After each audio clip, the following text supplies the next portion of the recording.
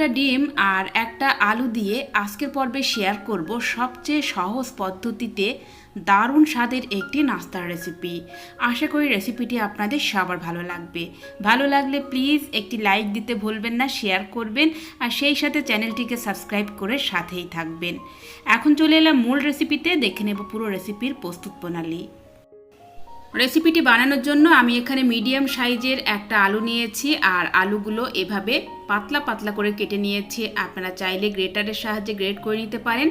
আর এখানে নিয়েছি একটা ডিম।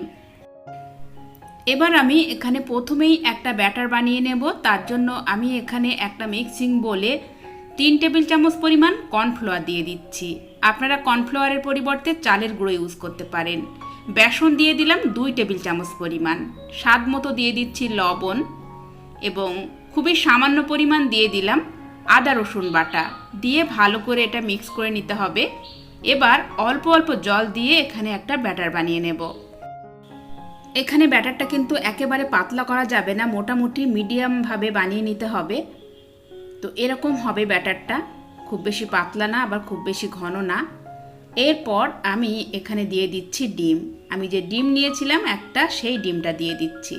ডিমটা দিয়ে এখন খুব ভালো করে ডিম আর ব্যাটারটাকে একসাথে ফেটিয়ে নিতে হবে। তো এখানে ডিম, কর্নফ্লাওয়ার আর বেসন একসাথে খুব ভালো করে আমি ফেটিয়ে নিয়েছি। এবার আমি একটা কড়াইয়ে দিয়ে দিচ্ছি 1 টেবিল চামচ পরিমাণ সরিষার তেল। যে কোনো কুকিং অয়েল দিয়ে আপনারা এই রেসিপিটা বানিয়ে নিতে পারবেন। তেলটা একটু গরম হলে এখন দিয়ে দিচ্ছি একটা পেঁয়াজ কুচি আর কয়েকটা কাঁচা লঙ্কা। কাঁচা লঙ্কাগুলো আমি মাঝখান থেকে একটু ফালি করে দিয়েছি। এবার এই পেঁয়াজটাকে আমি প্রথমে হালকা করে একটু ভেজে নেব। তো এখানে পেঁয়াজটাকে হালকা করে একটু ভেজে নিয়েছি। এবার আমি যে আলুটা কুচিয়ে রেখেছি সেই আলুটা দিয়ে দেব। আলুটা দিয়ে এখন পেঁয়াজ আর আলু আরও একটু ভেজে নেব যতক্ষণ না আলুটা মোটামুটি 50% সিদ্ধ হয়ে যায়। এই পর্যায়ে আলুতে দিয়ে দিলাম সামান্য একটু লবণ, দিয়ে ভালো করে একটু মিশিয়ে নিলাম। আর এখানে আলুটা কিন্তু প্রায় 50% সিদ্ধ হয়ে গেছে। এবার এই আলুগুলোকে আমি কড়াইয়ে সুন্দর করে একটু এভাবে সাজিয়ে দেব। তো এভাবে একটা গোল শেপ দিয়ে নিলাম আলুগুলোকে। এবার আমি যে ব্যাটারটা বানিয়ে রেখেছিলাম সেই ব্যাটারটা উপর থেকে এভাবে ছড়িয়ে দেব। খুব সুন্দর করে দিয়ে দিতে হবে যাতে একটা আলুও বেরিয়ে না থাকে। তো ব্যাটারটা দেওয়ার পর এখন কড়াইটাকে এভাবে একটু ঘুরিয়ে সুন্দর করে 4-5টা এরকম ছড়িয়ে দিতে হবে ব্যাটারটা, যাতে আলুটা বাইরে বেরিয়ে না থাকে। তো এভাবে দেওয়ার পর এখন লো টু মিডিয়ামে রেখে আমি 1-1.5 মিনিট ধরে এটা জাল করে নেব।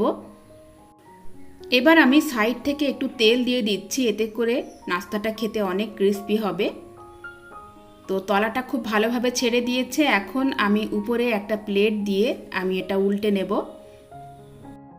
তো এভাবে প্লেট দিয়ে নাস্তাটা উল্টে দিলাম। এবার এই পিঠটাও আমি কড়াইয়ে দিয়ে দিচ্ছি আর এখন আবারও 1 মিনিটের মতো এই পিঠটাকেও ভেজে নেব।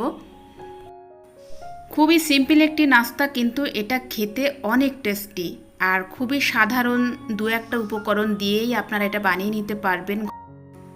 তো এখানে 2 পিঠ হয়ে গেছে। এখন আমি এটা তুলে নেব। আমি একটা সার্ভিং প্লেট এটা নামিয়ে নিচ্ছি। তো এবার হচ্ছে গরম গরম পরিবেশনের পালা। আপনারা এটা টমেটো সস দিয়ে পরিবেশন করতে পারেন, গরম গরম চায়ের সাথে পরিবেশন করতে পারেন।